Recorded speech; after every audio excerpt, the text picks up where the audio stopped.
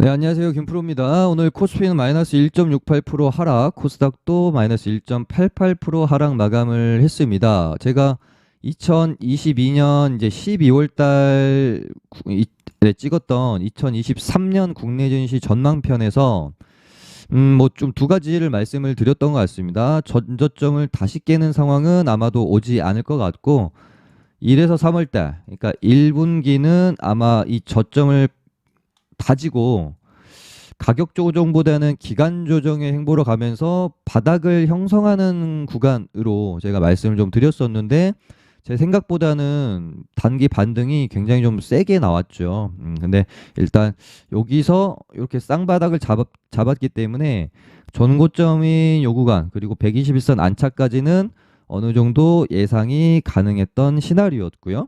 여기서 시장이 분위기가 굉장히 좋아지면서 다시 이렇게 전고점을 또 돌파하는 모습을 보면서 이렇게 되면은 241선까지는 보러 가겠다는 의지로 봐도 될 것 같아서 또 방송에서 코스닥은 아마 241선까지는 갈 것 같고요. 다만 여기에 도달하게 된다라고 하면은 시장이 너무 좀 단기간에 조정 없이 오버슈팅이 나온 모습일 가능성이 크기 때문에 철저히 리스크 관리를 좀 하고 갈 필요가 있다는 말씀 드렸고요. 이때가 이제 시장에 변곡이 좀 생길 수 있는 이벤트를 결국은 또 CPI 물가지수 발표라고 말씀을 드렸었죠. 근데 CPI가 또 시장 기대치만큼 뭐 낮게 나오지 않고 좀 상회하는 바람에 요때부터 어떻게 보면은 시장의 힘이 좀 많이 죽었다라고 볼 수도 있을 것 같습니다. 그러면서 이제 여기는 이제 진통의 구간으로 들어가고요.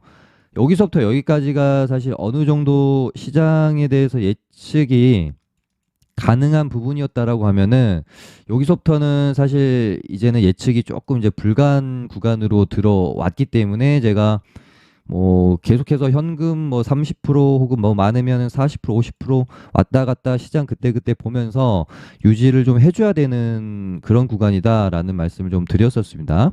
그래서 코스피도 마찬가지로 241선 근방 2500이라는 포인트를 앞두고 계속해서 박스권 흐름이에요. 올랐다 맞고 떨어지고 또 맞고 떨어지고 또 맞고 떨어지고 맞고 떨어지고 그래서 확실히 여기를 이제 돌파를 해주는 모습이 확인이 되면 그때 가서 매매 전략을 뭐 공격적으로 짜봐야 되는 부분이었겠죠.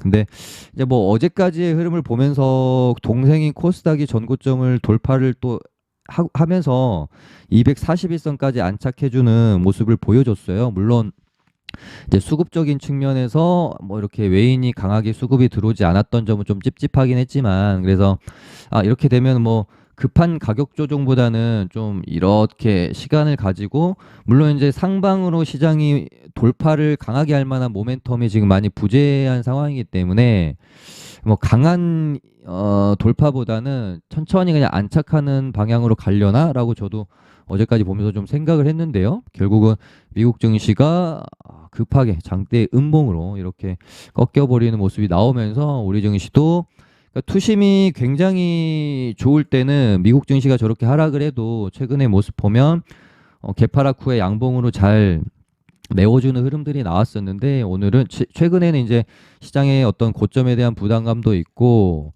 금리 인상에 대한 뭐 우려감들이 시장에 조금씩 이제 투심을 악화하고 있는 상황이었기 때문에 오늘은 조금 쉽지 않았지 않나 그런 생각을 가져봅니다. 아무튼 뭐 계속 말씀드렸던 부분 1월 후반부터 2월 뭐 중순까지도 제가 여기는 이제 어느 정도 예측이 가능한 영역이었다라고 하면 여기서 이제 241선을 뭐 돌파할지 뭐 안착할지 맞고 떨어질지 이 부분은 우리가 예측이 조금 불가능한 부분이기 때문에 최대한 확인하고 들어가자. 그래서 이제 여기서 241선에서 계속 리스크 관리 하자라는 말씀을 좀 드렸던 겁니다. 뭐 아직까지는 흐름이 완전히 깨졌다라고 보긴 힘들지만 여기서 뭐 혹시라도 이렇게 이제 무너졌을 때 충격이 꽤 클 수가 있기 때문에 뭔가 확실한 뭐 시그널이 좀 나오면 그거를 확인하고 뭐 공격적으로 포지션을 잡아도 늦지 않을 것 같습니다. 지금은 조금 몸을 사려야 될 때인 것 같아요. 이렇게 매동만 봐도 항상 어떤 그 시장의 고점 구간 안에서 고점을 하루 만에 딱 찍고 이렇게 죽는 경우는 잘 없어요. 고점 구간에서 계속 개미꼬시기 하면서 물량을 충분히 넘길 수 있는 그런 희망을 심어 놓고 그 다음에 확 이렇게 매도로 시장을 꺾어버리는 경우가 굉장히 많기 때문에 이번도 뭐 물론 이제 뭐 저는 사실 아직까지 판단하기가 좀 어렵습니다만은 뭐 그럴 가능성도 약간 쎄한 느낌을 지울 수는 없으니까요. 리스크 관리가 좀 필요한 시점이다. 코스닥도 보면은 오랜만에 한 5천억대 개인이 순매수가 들어왔고 외국인은 3천억, 기관 한 2천억 팔았거든요. 그래서 좀 지켜봐야 될 부분이 있겠다. 너무 지금 시장이 워낙 지금 한 달, 두 달 가까이 좋았기 때문에 지금 뭐 음봉 나오는 것마다 다 이렇게 받을 생각하고 계신 분들이 또 이제 있으실 수 있잖아요. 물론 이제 음봉 또 나왔다가 반등할 수도 있겠지만 지금은 뭐 너무 뭐 희망유로를 돌리기보다는 조금 몸을 이제 움츠리고 시장을 좀 바라봐야 할 때가 아닌가 그런 생각으로 말씀 좀 드립니다. 네, 그럼 테마랑 뭐 종목 한번 살펴볼 텐데요. 야, 엊그제 관심 종목으로 제가 추천 한번 알려드렸던 SBB테크가 상한가. 멋있었죠. 제가 이제 최근에 신규 상장주 관련해 가지고 이 패턴들을 많이 말씀을 좀 드렸어요. 그래서 보통 이제 신규 상장했던 종목이 당일 이제 상장 당시에 고가권을 만들어내고 쭉 빠지다가 보통은 이제 뭐 최소 그래도 한 3개월 뭐 많으면 한 6개월 정도의 조정 기간을 거치고 바닥권에서 뭔가 재료를 만들어내면서 이렇게 이제 올라오는 경우가 있어요. 그렇게 되면은 이제 이런 구간에서 예를 들어 어떤 재료를 등에 업었다 그러면은 얘는 최소한 여기 상장 당시에 만들어놨던 고점까지는 한번 들어 올려주겠구나라고 예측을 해볼 수가 있는 거고요. 그 다음에 이 상장 당시에 고점 근처에서 맞고 떨어지는 경우가 있는데 지금 SBB테크처럼 돌파하고 안착하는 경우도 있어요. 그럼 이때는 정말 중요하게 추적을 해야 됩니다. 최근에 말씀드렸던 게 오픈 엣지 테크놀로지가 있었죠. 요 오픈 엣지 테크놀로지를 제가 요날 방송에서 언급을 드렸어요. 상장 당시 고점을 만들고 쭉 빠지면서 한 3달 조금 넘게 행보를 하다가 요때부터 재료를 타고 슬슬 상승을 하기 시작합니다. 그러면은 이 구간에서 얘가 최소한 여기까지는 한번 가겠구나라고 생각을 해보고 뭐 접근을 했다가 또 지켜보는 거죠. 전고점 맞고 이렇게 이제 밀리는지 아니면 이런 식으로 다시 돌파 안착을 하는지 지켜보는 겁니다. 그렇게 하다가 얘가 이날 이렇게 돌파를 했죠. 이 정도면은 거의 돌파 안착을 했다라고 봐도 무방한 수준의 장대 양봉이 기준봉이 세워진 거기 때문에 이날 제가 방송에서 음봉이 나오면은 무조건 여기는 눌림에서 공략을 한번 해봐야 되는 구간이다 라는 말씀을 드렸던 거고 다음날 음봉 나왔고 바로 양봉 뽑으면서 이렇게 이제 시세를 냈죠. 그리고 나서도 제가 얘가 신규 상장했던 애가 상장 당시 고점을 이런 식으로 돌파 안착을 해버렸는데 여기에 얘가 어떤 재료가 붙어 있다 그러면은 쉽게 죽지 않는다라는 말씀 또한 제가 방송에서 드렸고요. 그리고 나서 상한가가 나왔죠. 그 다음에 제가 오픈 엣지 테크놀로지랑 비슷한 패턴일 수 있다라고 하면서 말씀을 제가 이날 방송에서 드렸던 게 SBB테크입니다. 비슷하죠. 상장 당시의 고점을 한 3개월 정도의 조정 기간을 거치고 올라왔고 얘는 이제 오픈 엣지보다는 조금 애매합니다. 이럴 때는 조금 지켜봐야 돼요. 종가상 너무 살짝 넘겨놨기 때문에 최근에 T3처럼 될 수도 있어요. 예를 들면 이런 식으로 얘 같은 경우에는 기간 조정이 조금 짧았다라는 측면도 있고 너무 이제 이 구간 안에서 상한가가 나와버렸기 때문에 그러니까 예를 들면 좋은 모습은 어떤 거냐면 여기서 이렇게 상한가가 나오면은 전고점을 뚫기가 그렇게 뚫고 안착하고 또 가기가 그렇게 쉽진 않아요. 부담스럽죠. 이렇게 이제 이렇게 가다가 이런 구간 안에서 이렇게 기준봉이 나오면서 전고점을 뚫어주는 게 조금 더 좋은 모습이죠. 근데 T3 같은 경우에는 장대 양봉이 여기서 나와버렸고 눌렸다가 이날 돌파했지만 종가상 안착을 이 정도로 우리가 안착했다라고 보긴 좀 힘들어요. 최소한 이 정도는 돼야 안착을 했다라고 보고 이렇게 눌림이 나오면 이런 구간에서 공략을 해보는 거거든요. 근데 요날 요거는 조금 아쉽죠. 그래서 이렇게 이제 밀려버린 모양새가 나왔던 거죠. 근데 SBB테크 같은 경우에는 일단 이렇게 돌파했으니까 지켜보는 겁니다. 근데 안착을 하네. 그러면은 눌릴 때를 좀 이제 기다려야 되겠죠. 이런 구간. 전고점 이렇게 눌렸을 때 보시면 이 타점도 굉장히 좋은 타점이죠. 전고점을 돌파하고 다시 이렇게 눌렸기 때문에 여기가 이제 지지가 되는 거거든요. 여기서 반등이 나왔고 여기서 한번 지지받고 또 다시 반등이 나오죠. 그리고 제가 이제 방송했던 게 이날입니다. 20일 월요일 날. 그래서 얘가 요 정도로 상장 당시에 전고점을 넘겨놓고 안착하고 이렇게 흐름을 만들어 놨다라고 하면은 이것도 어떻게 보면은 박스권이잖아요. 이렇게. 웬만해 가지고는 이대로는 안 죽은다. 한 번은 더 들어 올려주고 마무리가 될 가능성이 크다. 제가 요날 딱 방송에서 관심 종목으로 드렸습니다. 그리고 나서 오늘 상한가로 갔고요. 물론 이제 시간에서는 뭐 상한가를 못 갔지만 이 정도면은 뭐 훌륭하죠.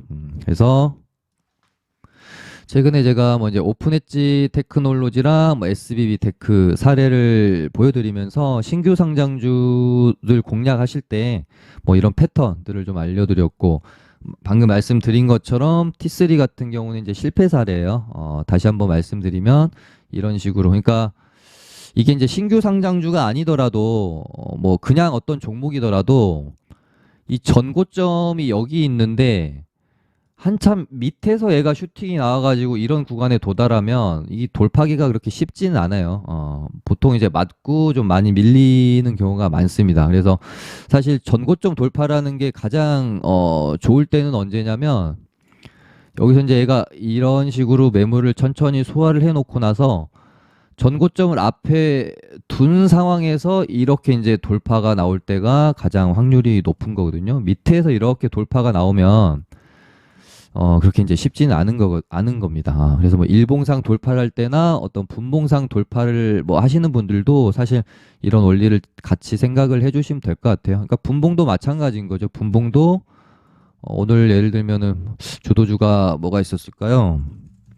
금양 같은 경우를 뭐 예로 들면 오늘 뭐 아주 좋은 예시가 나온 것 같아요. 이렇게 이제 쌍봉 구간이었잖아요. 근데 만약에 얘가 그래서 조금 더 이런 식으로 이렇게 흐름을 만들어 가다가 만약에 오늘 출발을 종가가 뭐 한 37,500원이어서 출발을 만약에 오늘 여기서 해가지고 장대 양봉 이렇게 나온 거라고 하면은 아마 여기 전고점을 돌파 안착했을 가능성이 클 거예요. 근데 오늘 3만 뭐 한 여기서 이제 출발을 했기 때문에 전고점에 다다랐을 때가 이미 얘가 이제 뭐 한 20% 가까이 상승을 해 있던 상황이었잖아요. 이런 구간에서는 돌파를 하기는 녹록지 않다. 그렇게 보시면 되는 겁니다. 그래서 뭐 SBB 같은 경우에는 뭐 이제 뭐 삼성 M&A 기대감 재료도 있기는 한데요. 오늘 뭐 일본에서 이제 독점으로 좀 하고 있던 정밀 감속기, 이 부분에 대해서 뭐 대체 기술이 궤도까지 올라왔다는 평가. 그래서 저는 뭐 이제 완전 이게 정밀 감속기를 일본을 대체할 수 있을 만한 정밀 감속기를 만든 거는 또 아니기 때문에 조금 뭐 상한까지 갈 수 있을까라는 생각은 했지만 굉장히 좀 강한 모습으로 일단 마감이 되었고요. 향후 흐름은 약간 또 뭐 오픈 엣지랑 비슷한 흐름? 뭐 갭은 또 못 띄울 수 있겠지만 아무튼 뭐 요 정도 구간 안에서 또 흘러가지 않을까요? 어찌됐건 신규 상장주들이 매매할 때 항상 좋은 거는 그거잖아요. 웬만하면 다 신고가잖아요. 그렇죠? 매물이 아예 없고. 그래서 얘도 뭐 일단 지켜봐야 되는 부분인 것 같고요. 일단 뭐 오늘 AI의 이야기를 또 안 할 수가 없을 것 같아요. 최근에 이제 다른 AI 관련주들은 거의 다 시세를 마무리 짓고 이제 죽는 모양새가 나오고 있고요. 지금 셀바스 AI랑 이제 솔트룩스 요 정도 코난도 살짝 이제 힘을 잃는 듯한 모습이긴 한데 일단은 솔트룩스도 제가 뭐 요날 방송에서 얘는 이렇게 되면은 전고점은 일단 웬만하면은 찍는다고 보는 게 맞지 않겠느냐라는 말씀을 또 드렸었고, 오늘 시간에서 이제 이 전고점 가격을 또 넘겨놨습니다. 3만, 내일 되면 뭐 한 1,000원에서 시작을 할 건데, 갭 띄우고 얘가 한번 치느냐, 갭 띄우고 치는 척 하다가 전고점에서 개인들한테 물량 떠넘기고 죽느냐, 이 둘 중에 하나의 시나리오가 될 것 같습니다. 그래서 오전의 흐름을 좀 잘 봐야 될 것 같아요.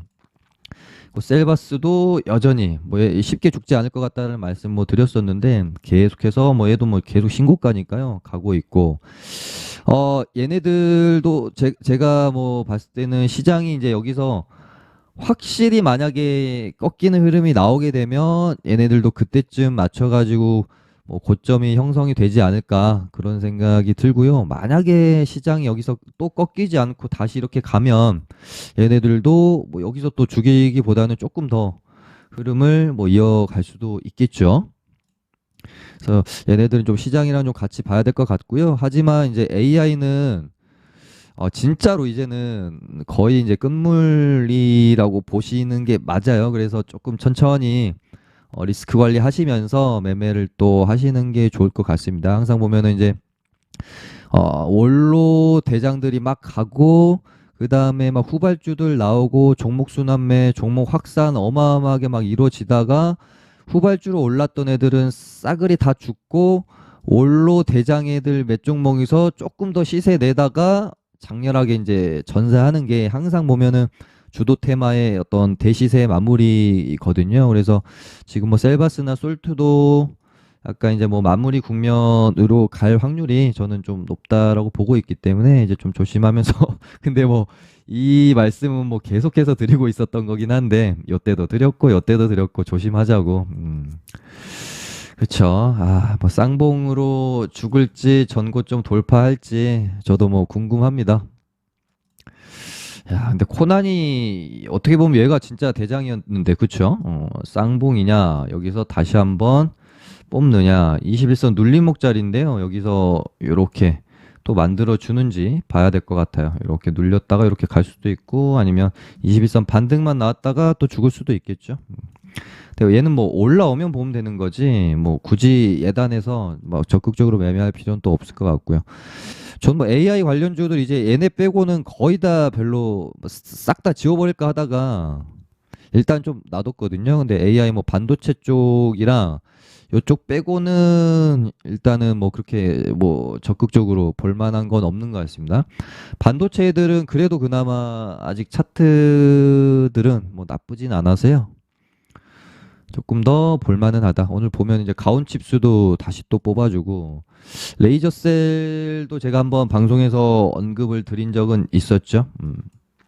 얘도 보시면 이런 식으로 가고 있는데요. 이렇게 가다가 이렇게 한번 흐름 만들어 주는지, 가온칩스 가는 거 보니까 그러면 너도 한번 가야 되는 거 아니야? 뭐 넥스트 칩도 지금 뭐 흐름이 나쁘진 않고요. 근데 이제 이런 애들은 이렇게 가다 죽을 수도 있으니까 확실히 방향 틀어주면 그때 관심 갖는 게 조금 더 리스크 관리에는 도움이 되겠죠. 그 다음에 제가 좀 관심 가지고 보고 있는 종목이 이제 나레 나노텍이라는 종목인데요. 얘가 지금 재료가 굉장히 좀 많이 엮여 있어요. 삼성 이제 전장 쪽 사업을 하고 있기 때문에 오늘 괜찮았던 삼성 자율주행 AI 쪽, 요쪽에도 어떻게 보면은 재료가 엮일 수도 있고요. AI 뭐 반도체 쪽으로도 엮일 수 있고, 또 XR, AR 요쪽에도 엮일 수가 있거든요. 그래서 나레 나노텍을 제가 조금 눈여겨 보고 있습니다. 그래서 보시면 차트도 꽤 잘 만들어가고 있는 상황. 좀 아쉬운 거는 거래 대금이 조금 많이 좀 적기는 한데요. 여기서 이렇게 만들어 놓고 뽑을지 한번 지켜보시고, XR, AR 하니까 또 이 종목이 또 나와요. 제가 얘가 언제는 한번 돌파할 것 같은데 끝까지 내가 추적을 한다 그런 말씀 드렸지 않겠습니까? 뭐 XR, AR 하면은 최근에는 쟤가 대장이긴 했었죠. 신화콘텍이었나요? 얘는 좀 이제 죽어버린 흐름이라면, 지금 선익 시스템은 또 박스권 상단에 또 왔습니다. 오늘 장도 안 좋았는데 여기서 이제 이 저항대를 만들어 놓고 한 번 맞고 떨어지고 두 번. 여긴 진짜 돌파 나올 줄 알았거든요. 재료도 이때 괜찮았어가지고 메타버스 좋을 때잖아요. 근데 또 맞고 떨어져요. 근데 또 올라왔어요. 여기 이제 네 번째 시도인데 이번에는 한번 뚫어줄지. 나레 나노텍이랑 뭐 선익 시스템이랑 이렇게 조금 보고 있고요.